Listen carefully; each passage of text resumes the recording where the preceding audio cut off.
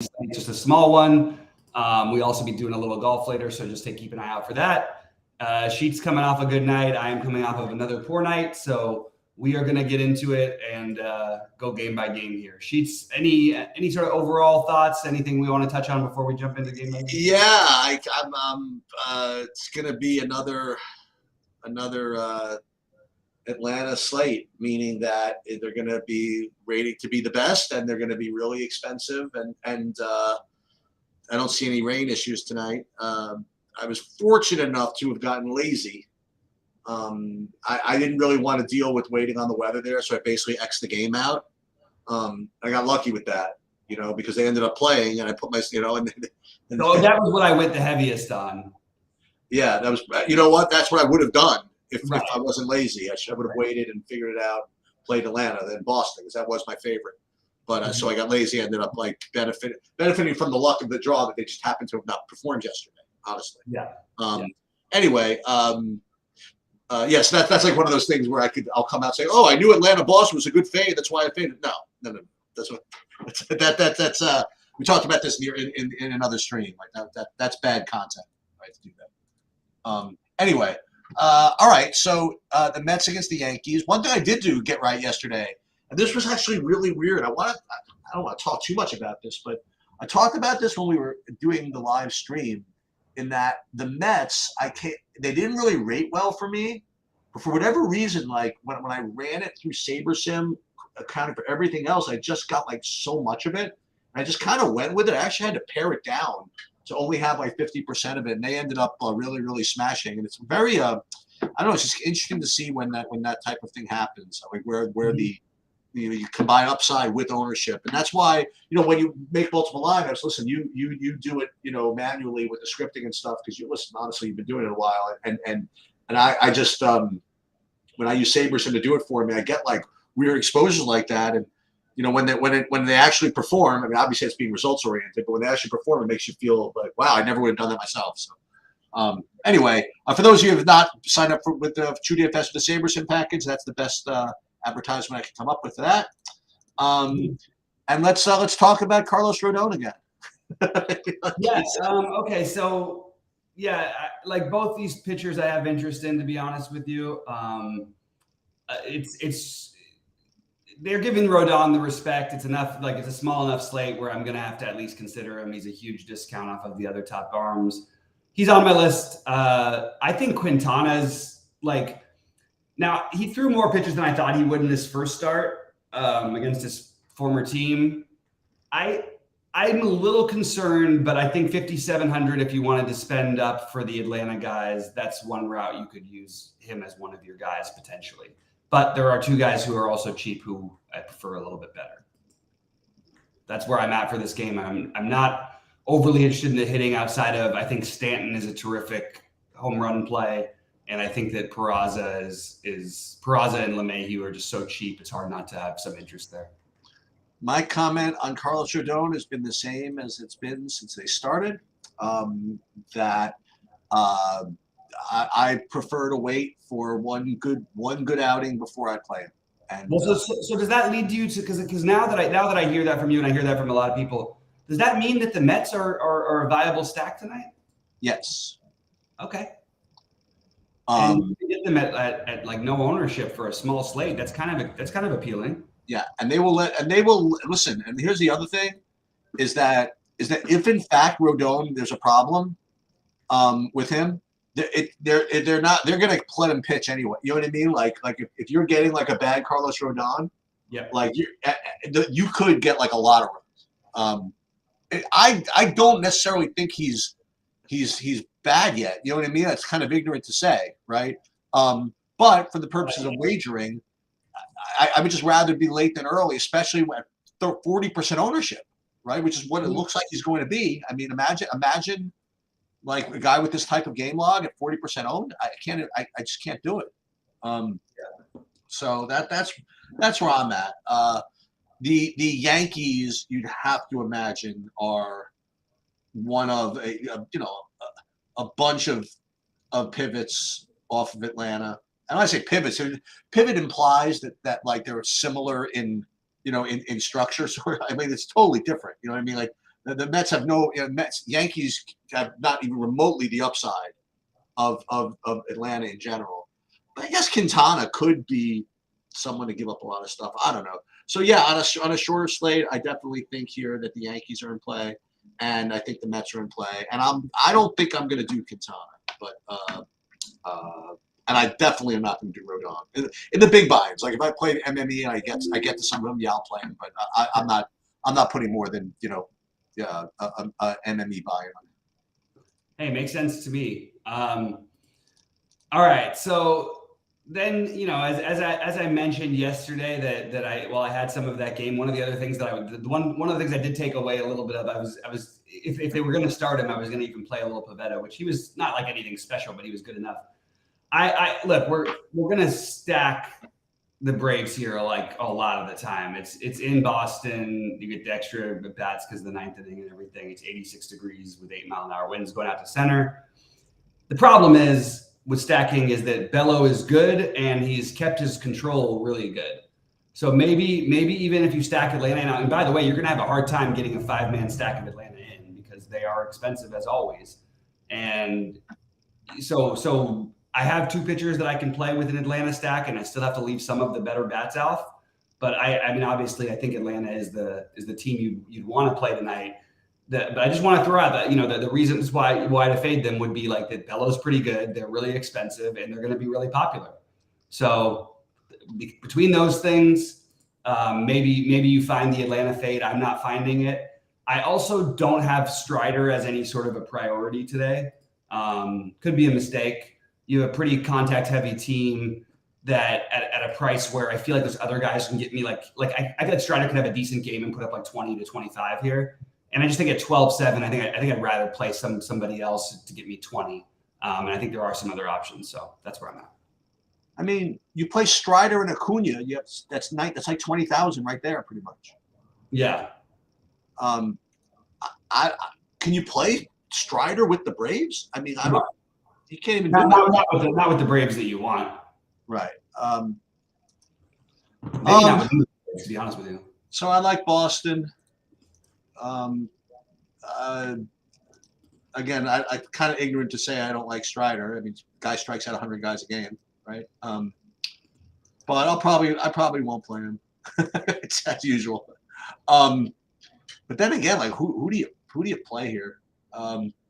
If I don't want to play Carlos Rodon, and this is why Carlos Rodon is going to be popular, because who are you going to play? Like if you don't want to, you're going to be either playing Valdez, or then you're paying down and to get to Rodon, I guess.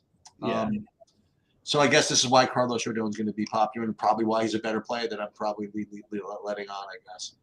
So Strider, it's good. Atlanta is good. It's just going to be a matter of construction. As a matter of fact, after we go through our game by game, I will do a Saberson build just for fun. I just want to kind of see what it would look like, actually. Yeah, and for what it's worth, like if we're gonna be worried about Rodon and all these things, like I really think you should play a little bit of Bello then. Like I'm not playing enough lineups where I'm probably going to get to him. But if I was scripting 150 on a 5-game slate like this, I would play 10% of them at least. Yeah, I mean, because for him also, we're not looking for a big game, really. We're just looking for him to outscore Rodon, really. Just keep the ball down, keep the ball in play. I hope Babbitt helps you, and you get 14, 15 fantasy points. I mean, like whatever. Yeah, you want him to outscore Rodon and Stroman, basically, right. and have something where he can get you more than the other guys. Although the problem is that the cheaper guys might have a little more upside. Well, not more upside, because Bello probably has a pretty good amount anyway. All right, we can move on to what the hell? What is Stroman doing? Giving up all these runs? Where did this come from? That happens throughout the course of a season. Yes, look at this. This is nuts. Like he's in 4 walks too. Yeah, I'm not gonna.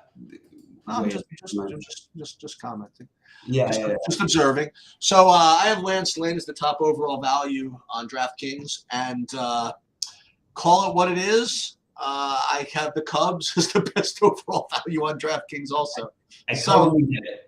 So that's what it is.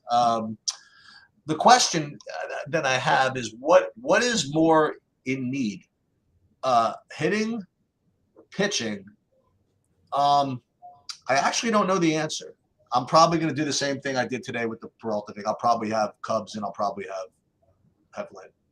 Yeah, I think that's totally reasonable. You have two ultimate ground ball pitchers in really good hitting weather, so kind of tricky. And the one thing is, if you look at the lineup, we know Lance Lynn is much better against righties. I'm only seeing 5 lefties and 2 of them are switch hitters for the Cubs today, which is a big difference. People always say like they don't treat it like it's the same. I think it is different when you have a switch hitter because most of the time you compromise something a little bit.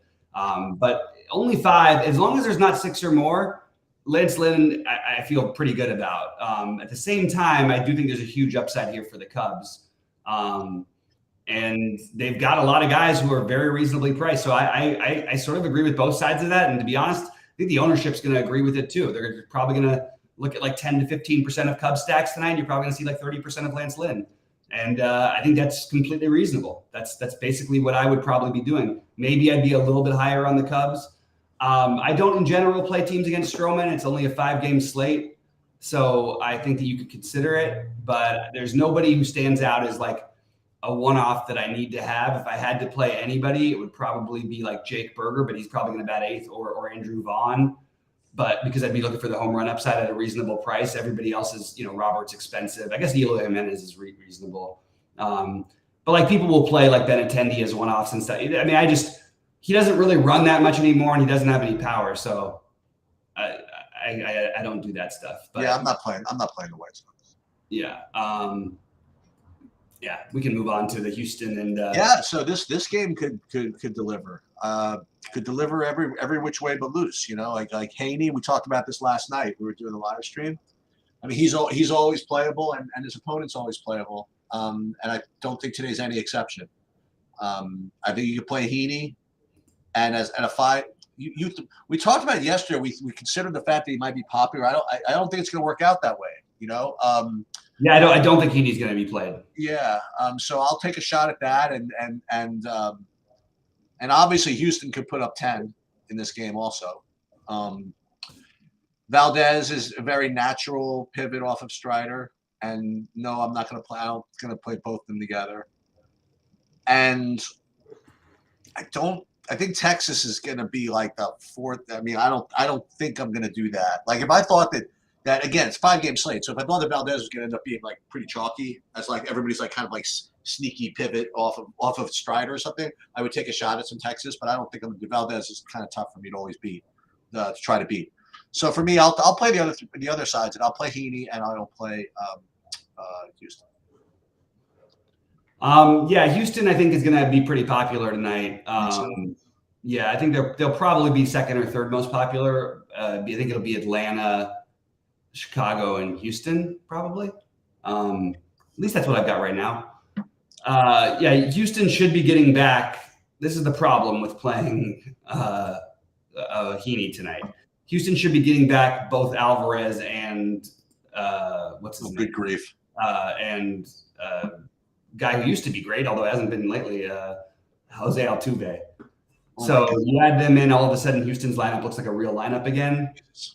It's harder to love this spot for Heaney. I mean, look at the total. They've got a 5-run total against him. It's kind of alarming. I'm not getting to Valdez. Right now I have Heaney and Lynn as my main pitchers because I wanted to play Atlanta. Ooh, I like that. You got to try and do something, right? Like if I want to play the Atlanta guys, I'm gonna have to do that and probably then some. So I like the Heaney. If I wasn't playing Heaney, I would definitely get to some Houston. But they are priced. The guys you want, especially, are priced extremely similar to the Braves. So I would prefer the Braves still, just all things considered. But certainly viable. What do you got here, Sheets? What do you like between Heaney and if you had to pay down like Heaney, you've got the Heaney option, you've got the Quintana. I think Quintana is an option, and then you've got the 7,700 of Lynn. Lynn is obviously like the more obvious play, but there's something about it makes me want to kind of go. Maybe what if I just play Heaney and Quintana just to really get off the board on a 5-gamer? Well, I mean. I think that we have to consider the last game as well for this conversation. because you have Alex Wood and Harris, and not that either of these guys are winning the Cy Young anytime soon, but they're dirt cheap. And you saw what happened last night, man. That game just cruised. It just cruised right to the finish. If you want to play these, you want to game stack Atlanta, Boston, or whatever. Yeah, I mean, a lot of people are going to play Lynn. But if you want to play like the Cubs, for example, that means you're not playing Lynn. Then you could play like Heaney with one of these turkeys. You know what I mean? And then pay up for all your, do like an Atlanta-Chicago combination with Heaney and one of these two guys. Do you have any interest in either of these two guys? No, and I think that they're both gonna I think that Wood is gonna have ownership, and I'm not going to have any of it probably. Okay. I like the idea of using Oakland's value to get different. Okay. That's a team that no one's going to play, but like Jordan Diaz is what he's supposed to be batting third today or second, and he's 2,300. Soderstrom at catcher, Seth Brown, although lefty there, maybe go Laureano instead if he's in there. But yeah, just I have the Oakland as the value pieces, and then I have San Francisco as basically my second favorite. The problem with this game what helps the pitching argument is it's 58 degrees. Everywhere else we're talking about is like 30 degrees hotter. Welcome to San Francisco. Yeah, so I would probably I do like the Giants. They're cheap. So between these teams, they're both the cheap pieces for me to go with my Braves. But I have no problem with the 5-man Giants stack. All right, just for fun, we're gonna do a 150 max SaberSim build using the True DFS projections, and I'm gonna predict before I do this what we're gonna get. I think it's gonna be. I think they're going to want to play Atlanta, so they're going to play Lynn. Oh, boy. No, you know what I think they're going to do? I think Lynn and Wood for Atlanta. No, I think Houston's going to be the one. I think Houston's going to be the team. So I think it's going to be Lynn, somebody, and Houston. I think that's going to be the deal. Let's just see. Let's see what that gives you. I just SaberSim doesn't like to pay like $7,000 for position players, so I don't think they're going to get to Atlanta. Well, here's why I disagree with you though, because SaberSim is not going to have. They don't have either Alvarez or Tuck or. That's true. What's his name projected in the lineup? Let's take a look. See. Because they. Yeah, I didn't project those guys in. Okay. SaberSim doesn't project them in. No, but we're using my projection, so I don't know what I did. I don't think that you don't have them in. Yeah, so it looks like all right. So first of all, so team stacks. Yeah, they are getting all the Atlanta and the Boston somehow with Lynn and Hogan Harris. Let's go. There it is. Should I rethink this Hogan Harris thing? Maybe Lynn and Alex Wood and Lynn and Alex Wood and Lynn and Hogan Harris and Lynn and Alex Wood. Yeah, they like Atlanta. That's the idea, I guess. I mean, Hogan Harris is probably I actually like Harris better than I like Wood here, just because I just don't know what they do with Wood. You know what I mean? Like it's really feels like it's just a game by game. When's the last time he had the 5-inning outing against Colorado? He had pitched 4 innings his last outing, 3.2 innings in a game where he didn't give up anything. He hasn't thrown more than 80 pitches in any of these things really. Since he came back from the injured list. I think that I would take more of a shot on Harris probably than I would. But both are certainly viable. Like, you know what I mean? At least a couple weeks ago, Hogan Harris threw 100 pitches. The problem is he he gets hit like crazy. He walks everybody. Yeah. So that's pretty cool, actually. At 150 lineups, you're getting 1% Spencer Strider. Ooh, okay. Yeah. Here he goes again with the 50-point outing, huh? They like the Braves. You know what I mean? They just like the Braves. No, I know. I like the Braves too. Yeah. It's just wild when you could have a good stack and the guy could outscore your stack. And not only that, but of the 150 lineups, you're getting a full 35 5-mans with Atlanta. Oh, wow. Let's see what those look like. Let's see exactly what those look like. So now you can sort by the Atlanta 5-mans. Okay, this one does not have Okuna. This one does. Yeah, these Lynn Wood lineups just freaking build themselves. You know what I mean? Like, yeah. I mean, you just game stack the crap out of Braves Red Sox if you do that. But why do we think Lynn is a better pitcher, is a better play? I mean, why do we think Wood is a better play than Quintana? Or whatever, or Hogan Harris. Doesn't matter. I mean, well, I think it does matter because I think that's my argument for the Quintana thing is that you've got like literally you're going to have what 150 ownership on him of these other guys, and I don't get the difference. Or you do something like this. This one, look at this one. This one's kind of sexy. You have Heaney Lynn with Braves and Mets. That's not bad. That's sort of what I came up with. Yeah. Well, actually, I came up with the Braves and the Giants, but I think that'll work well. How about a 3-man White Sox stack including Yasmani Grandal? Oh God. Grandal. I wouldn't touch Grandal. Yeah. Today. Yeah. Oh no, actually, you know what? That's not true. I would play Grandal today. It's fly balls, and you got a ground ball pitcher. Yeah, so that's Saberson would have you be something like Lynn Wood, Lynn Harris, something like that. Sort of our same idea, or at least my same idea from last night with the Heaney Lynn. Well, yeah, I think I'm going to play a little more Heaney. You know, I just think it's better to play like live with the variance and embrace the fact that you have the guy who could be the highest scoring pitcher on the slate. Like he really could. Oh, absolutely. He has that in his bag. Whereas there's no chance that Alex Wood is the highest scoring pitcher on the slate. That's correct. And the same thing with Quintana, no chance. But Lance Lynn and Heaney could be the highest too. It's possible. All right. Well, we're gonna do some golf, and then we'll be back. We'll shut this down and get back to it shortly. Shoots, anything else? Yeah. Okay. So here's a couple of things. I don't know if I'm going to be live, but here's something for everybody to remember: that if you play FanDuel starts at 6:40 Eastern time tonight.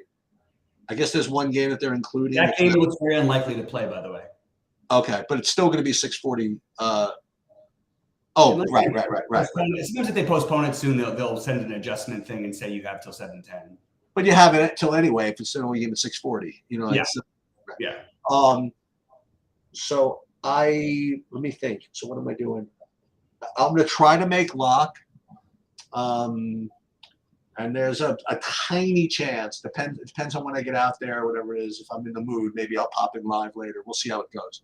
But one of us at least should be there for live at 6. Yeah.